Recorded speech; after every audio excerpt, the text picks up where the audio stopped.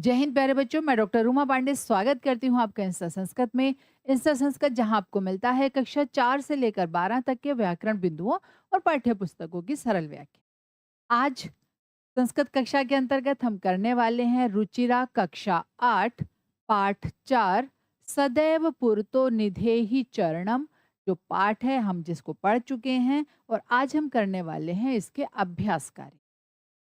तो इन अभ्यास कार्य को करने से पहले पाठ को एक बार फिर से पुनरावृत्ति कर लीजिएगा, एक बार फिर से ध्यान से पढ़ लीजिएगा, क्योंकि पाठ को जब हम 2-3 बार रिवाइज कर लेते हैं, 2-3 बार उसकी पुनरावृत्ति कर लेते हैं, तब हम उसमें दिए गए अभ्यास कार्यों को करने में समर्थ हो जाते हैं। हमें जब भी अभ्यास कार्य हम करें तो कभी भी ना हम ऐसा ना करें कि हमने गाइड से देखा या हमने कहीं से देखा और हमने उसको उतार लिया, नहीं। सबसे पहला नियम ये है कि पाठ को 2 बार 3 बार पढ़कर अभ्यास कार्य को स्वयं करने का प्रयास करें, स्वयं करने की कोशिश करें। क्योंकि जब हम स्वयं करते हैं तभी हमें प्रश्न समझ आते हैं और किस प्रकार हम उसके उत्तर दे सकते हैं ये भी हम समझ जाते हैं। फिर हमें याद करने की ज़रूरत नहीं रहती। ठीक है? तो आइए अब चलते हैं अभ्यास कार्य की ओर। ज़रा ध्यान से इसको करेंगे, साथ-साथ आप भी कीजिएगा। पहला प्रश्न है पाठे दत्तम गीतम सस्वरम गायत। पाठ में दिए गए गीत को सस्वर गाइए। ये प्रश्न हम सबसे पहले कर चुके हैं जब हमने पाठ को पढ़ा था। ठीक है, अब आ जाते हैं दूसरे प्रश्न पर। अधोलिखितानाम प्रश्नानाम उत्तराणी एक पदेन लिखत। नीचे दिए गए प्रश्नों के उत्तर एक पद में लिखिए। एक पद मतलब एक शब्द में। ठीक है, जैसे स्वकीयम साधनम किम भवति। अपना जो स्व साधन होता है वो क्या होता है? क्या होता है स्वकीयम साधनम? हम्म, बलम। जो अपना बल होता है, जो अपने शरीर का मानसिक बल, शारीरिक बल, बुद्धि बल जो होता है वो ही अपना क्या होता है? सबसे बड़ा साधन होता है। पथि के विषमा प्रखराहा। पथि माने मार्ग में क्या है जो विषम और प्रखर हैं? क्या है? पाषाणाहा। पाषाण पत्थर हैं। सततम किम करणीयम। निरंतर हमें क्या करना चाहिए?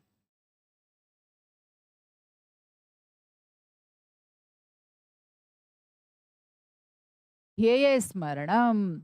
एतस्य गीतस्य रचयिता कह। इस गीत के रचयिता कौन है? कौन है? हम्म,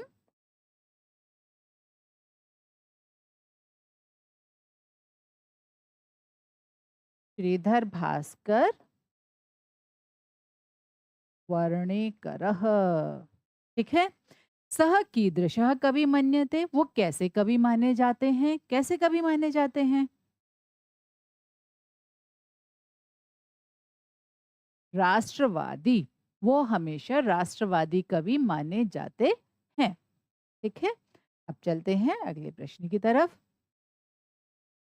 अगला प्रश्न है मंजूषातः क्रियापदानि चित्वा रिक्त स्थानानि पूरयत। कहते हैं मंजूषा से क्रियापदों को चुनकर ये जो रिक्त स्थान दिए गए हैं इनको पूरा कीजिए। है, आइए चलिए देखते हैं। एक इन्होंने उदाहरण भी दिया हुआ है, जैसे त्वम पुरतः चरणम निधेहि।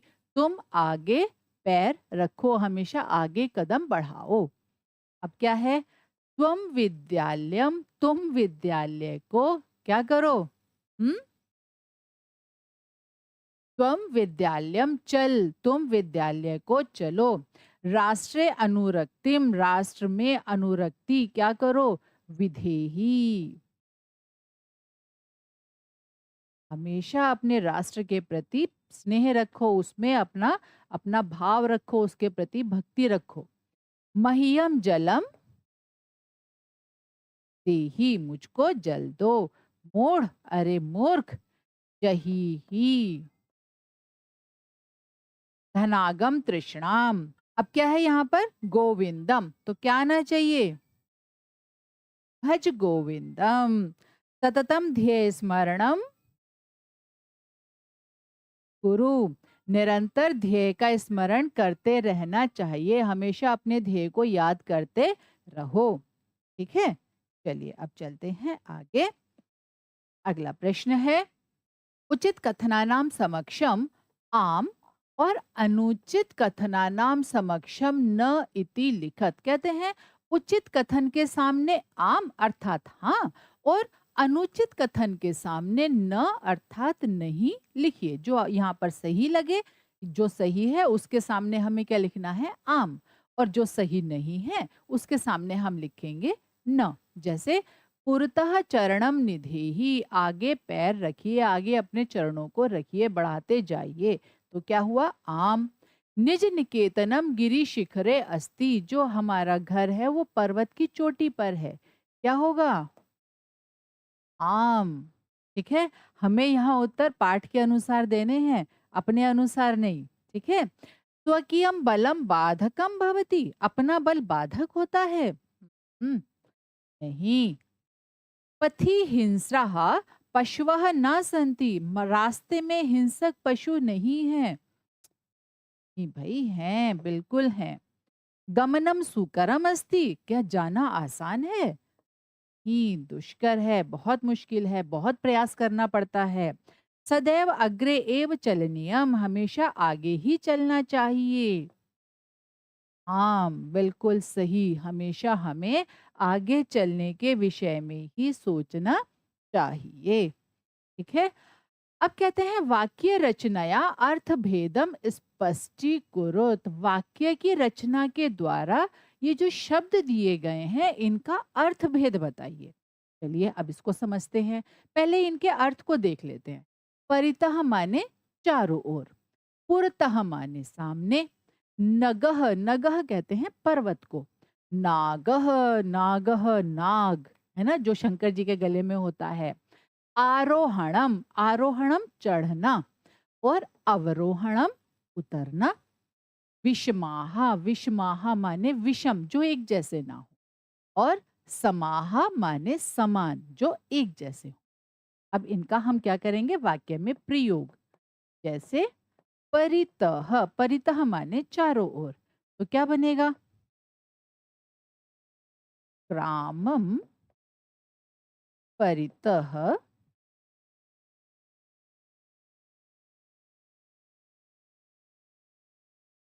वृक्षाः संति, गांव के चारों ओर वृक्ष हैं। फिर क्या है, पुरतः, पुरतः, है ना, तो गृहस्य पुरतः वृक्षः अस्ति, घर के सामने क्या है, एक वृक्ष है। फिर नगह, नगह पर्वत हो गया, तो क्या होगा, हिमालय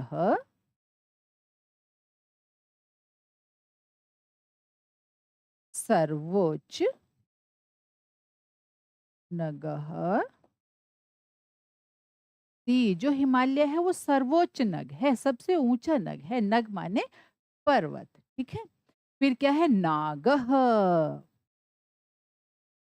नागह, तो क्या होगा, वृक्षस्य अधः नागः अस्ति, वृक्ष के नीचे एक नाग है। और फिर क्या आता है, आरोहणम,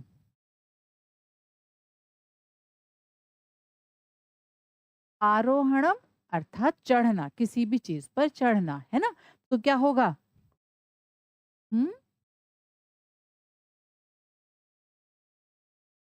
पर्वतारोहणम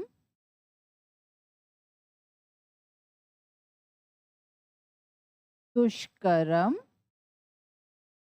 अस्ति, पर्वतारोहणम दुष्करम अस्ति, पर्वत पर चढ़ना जो है वो दुष्कर है, थोड़ा सा मुश्किल है। और फिर क्या है, अवरोहणम,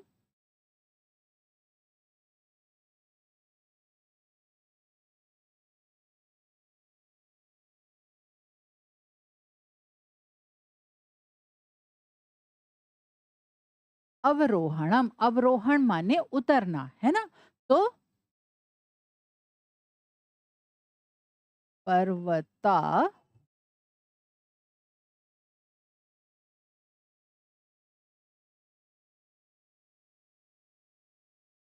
पर्वतावरोहणम मतलब पर्वत पर पर्वत से नीचे उतरना क्या है? सरलम अस्ति। पर्वत से नीचे उतरना सरल है, पर्वत पर चढ़ना तो मुश्किल होता है, लेकिन जब हम नीचे उतरते हैं तब हमें उतनी मुश्किल नहीं होती। विषमाहा, विषमाहा मतलब हम्म क्या होता है? विषमाहा माने ऊंचे नीचे, उबड़ खाबड़, है ना? तो क्या होगा इसका प्रयोग क्या होगा? मार्गे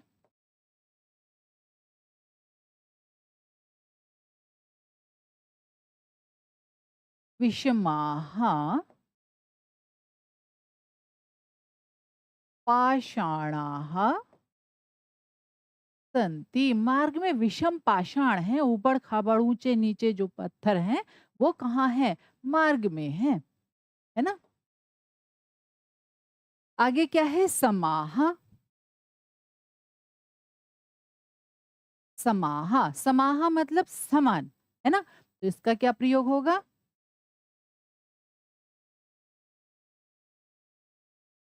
शिक्षकस्य कृते छात्राः समाः भवन्ति। शिक्षक के लिए सारे जो छात्र हैं वो समान होते हैं, उनमें कोई भेदभाव नहीं होता। ठीक है? आइए आगे देखें अगला प्रश्न क्या कहता है हमसे। अगला प्रश्न कहता है मंजूषातः अव्यय पदानि चित्वा रिक्त स्थानानि पूरयत। मंजूषा से अव्यय पदों को चुनकर रिक्त स्थानों को पूरा कीजिए। पहले इन अव्यय पदों के अर्थ को समझ लेते हैं। एव माने ही, खलु, खलु मतलब निश्चित रूप से, और तथा, तथा माने वैसा ही, परितः माने चारों ओर, पुरतः माने सामने, सदा माने हमेशा, विना माने बिना। ठीक है? अब आइए इसको देखें। विद्यालयस्य, विद्यालय के, क्या? पुरतः एकम उद्यानम अस्ति। विद्यालय के सामने एक उद्यान है। सत्यम एव जयते, सत्य की ही विजय होती है। किम भवान स्नानम कृतवान खलु, क्या आपने आज स्नान किया है? सह यथा चिंतयति, वह जैसा सोचता है, तथा आचरति, वैसा आचरण करता है। ग्रामम परितः, गांव के चारों ओर वृक्ष हैं। विद्याम विना जीवनम वृथा, विद्या के बिना जीवन व्यर्थ है। बिल्कुल सच कहा गया है। और क्या है? हम्म सदा भगवंतम भज, हमेशा ईश्वर को याद कीजिए, हमेशा ईश्वर का स्मरण कीजिए। क्यों? क्योंकि सारी विपत्तियों से निकालने वाला कौन है? ईश्वर।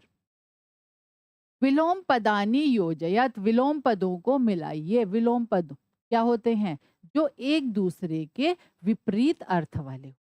ठीक है? आइए अब इनको देख लेते हैं। जैसे पुरतः, पुरतः माने सामने, और पृष्ठतः, पृष्ठतः माने पीछे। स्वकीयम माने अपना, परकीयम माने दूसरे का। भीति ही, भीति ही कहते हैं डर को। और साहसः, साहस, साहस किसको कहते हैं? जब इंसान बहादुरी से किसी का सामना करता है। अनुरक्ति, अनुरक्ति माने किसी में आसक्ति, और विरक्ति माने किसी के प्रति अनासक्ति, आसक्ति को छोड़ देना। गमनम माने जाना, और आगमनम अर्थात आना। ठीक है? तो ये हुए हमारे विलोम पद। और अब अगला प्रश्न कहते हैं लट लकार पदेभ्य लोट और विधिलिंग लकार पदानाम निर्माणम कुरुत। ये जो लट लकार के पद दिए गए हैं, हमें क्या करना है? इनको लोट लकार और विधिलिंग लकार में बदलना है। कैसे बदलना है? देखिए, जैसे इन्होंने यहाँ पर एक पद दिया है पठती, तो अब हमें क्या करना है? इसको लोट लकार में बदलना है और विधिलिंग लकार में बदलना है। पहले हम ये देखेंगे पठती कौन सा पुरुष और कौन सा वचन है। उसी पुरुष और उसी वचन में हम लोट लकार में बदलेंगे और उसी पुरुष और उसी वचन में हम विधिलिंग लकार में बदलेंगे। जैसे पठती जो है ये प्रथम पुरुष एक वचन की क्रिया है। तो अब हम क्या करेंगे, इसको लोट लकार के प्रथम पुरुष एक वचन में बदलेंगे और फिर विधिलिंग लकार के भी प्रथम पुरुष एक वचन में बदलेंगे। तो लोट लकार के प्रथम पुरुष एक वचन में क्या बनेगा, पठतु, और विधिलिंग लकार के एक वचन में क्या बनेगा, पठेत। इसी तरह से हम बाकी की क्रियाओं को बदलेंगे। ठीक है। जैसे खेलसी मध्यम पुरुष एक वचन, तो यहाँ पर हम क्या करेंगे, लोट लकार का मध्यम पुरुष एक वचन ले लेंगे। क्या बनेगा, खेलतु खेलताम खेलंतु, खेल आ गया ना, मध्यम पुरुष एक वचन, खेल खेलतम खेलत। ठीक है। अब आगे क्या है, खादंती प्रथम पुरुष बहुवचन, तो क्या होगा, हम्म,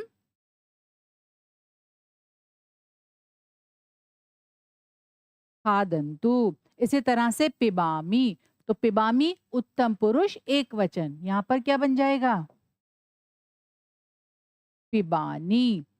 हसतः, हसतः हसती हसतः हसंती, मतलब प्रथम पुरुष द्विवचन। तो यहाँ पर भी हम क्या करेंगे, प्रथम पुरुष द्विवचन लेंगे लोट लकार का। हसताम, हसतु हसताम। नयामः, मतलब उत्तम पुरुष बहुवचन। और अब हम क्या करेंगे, लोट लकार का भी हम उत्तम पुरुष बहुवचन ले लेंगे। क्या बन जाएगा, नयाम। लेकिन यहाँ विसर्ग है और यहाँ विसर्ग नहीं होंगे, ना विसर्ग होगा ना हलंत होगा। ठीक है। पहले हमने इनको बदला लोट लकार में। अब आ जाते हैं हम विधिलिंग लकार की तरफ। अब देखते हैं इसको फिर से। क्या है, खेलसी। अब हमें इसे किस में बदलना है, विधिलिंग लकार में। क्या बन जाएगा, खेले हे, तो क्या बनेगा, खेले हे। ठीक है। मध्यम पुरुष एक वचन। इसी तरह से खादंती, तो खादेत खादेताम खादेयुहु, हो गया खादेयुहु। और फिर क्या आ जाता है, पिबामी, तो क्या बनेगा, पिबेत पिबेताम पिबेयुहु, पिबे पिबेतम पिबेत पिबेयम, पिबेयम। फिर है हसतः, हसती हसतः, मतलब प्रथम पुरुष द्विवचन। तो क्या बनेगा, हसेत हसेताम, हसेताम। नयामः, मतलब उत्तम पुरुष बहुवचन। तो यहाँ पर क्या बन जाएगा, हम्म, नयेम।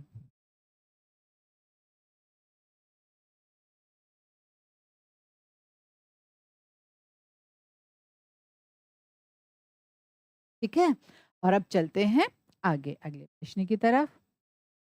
अगला प्रश्न कहता है हमसे, कहते हैं अधोलिखितानि पदानि निर्देशानुसारम परिवर्तयात, कहते हैं नीचे दिए गए जो पद हैं उनको निर्देश के अनुसार बदल दीजिए। सामने निर्देश दिए गए हैं, जो विभक्ति जो वचन इन्होंने कहा है, हमें क्या करना है, इन शब्दों में वो विभक्ति वो वचन लगाकर यहाँ पर जो शब्द बनेगा वो हमें यहाँ लिखना है। ठीक है। अब देखिए, जैसे यहाँ पर क्या है, गिरी शिखरः, इसको हमें सप्तमी के एक वचन में बदलना है। तो क्या बनेगा, गिरी शिखरे। पथिन शब्द है, पथिन शब्द का भी सप्तमी के एक वचन में हमें बदलना है। क्या बन जाएगा, पथी। राष्ट्र शब्द चतुर्थी विभक्ति एक वचन, क्या बना, राष्ट्राय। पाषाण शब्द सप्तमी विभक्ति एक वचन, क्या बनेगा, पाषाणे। यान शब्द द्वितीय विभक्ति बहुवचन, क्या बनेगा, यानानी। ठीक है। शक्ति प्रथमा विभक्ति एक वचन, क्या बनेगा, रूप तो याद होंगे अब तक तो, हाँ। पशु सप्तमी विभक्ति के बहुवचन में बनाना है, क्या बनेगा, पशुषु। ठीक है। आइए एक बार फिर से पुनरावृत्ति कर लेते हैं। आज हमने क्या पढ़ा, आज हमने पढ़ा कक्षा 8 पाठ 4 सदैव पुरतो निधेहि चरणम का अभ्यास कार्य। अभ्यास कार्य के प्रश्नों को हमने समझा और यथा योग्य उनको हल किया। आशा है आज की वीडियो आपको समझ में आई होगी। यदि फिर भी कोई समस्या है तो कमेंट बॉक्स में ज़रूर लिखिएगा। इसी तरह की सरल वीडियो के लिए जुड़े रहिए इंस्टा संस्कृत। जय हिंद।